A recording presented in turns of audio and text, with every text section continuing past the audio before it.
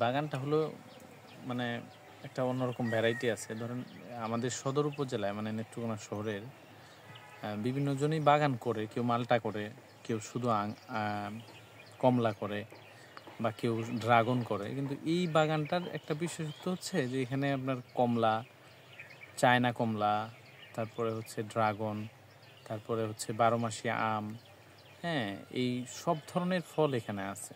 এবং এইখানের যে বাগানের মালিককে দেখলাম, এসে তার সাথে কথাও বললাম।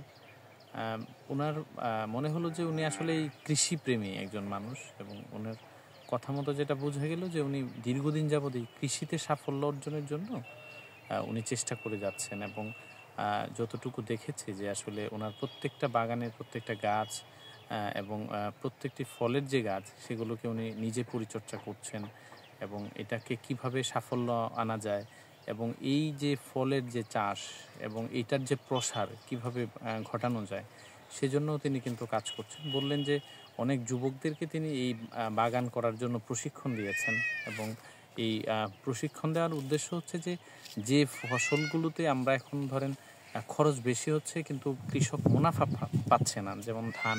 এখন অনেকেই কিন্তু ধান করে মুনাফা পায় না, বা অনেক জমিতে আছে যেগুলোতে ধান হওয়ার উপযোগী না, ভালো ভালো ধান হয় না। সেই জমিগুলোকে উনি চিহ্নিত করে বলতেছেন যে এখানে যদি ফল বা রবি শস্য ইত্যাদি করা যায় তাহলে মানে কৃষিতে সাফল্য আসবে। তো ওনার এই উদ্যোগটাকে ভালো লেগেছে দেখে, মনে হলো যে না আসলে ওনার মতো এরকম কৃষি উদ্যোক্তা যদি থাকে তাহলে আমাদের যে কৃষি নির্ভর বাংলাদেশ সেটি আরও ডেভেলপ করবে। ধন্যবাদ।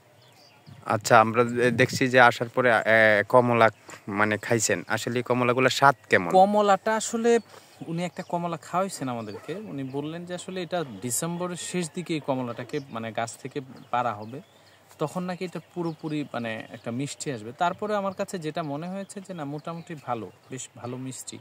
এবং আমরা যে কমলাগুলো বাজারে খাই সেটি হলো যে ধরেন ওই কমলাটা গাছ থেকে পেড়ে রাখা হয়, তারপরে 5 দিন 10 দিন পর বিক্রি করা হয়। ওই সময় তো একটা মিষ্টি এমনিতে চলে আসে, কিন্তু এটা তো গাছ থেকে সরাসরি পাড়া, টাটকা বলতে যে বিষয়টা বোঝা যায়। তো মনে হলো যে মানে ভালো, খারাপ না।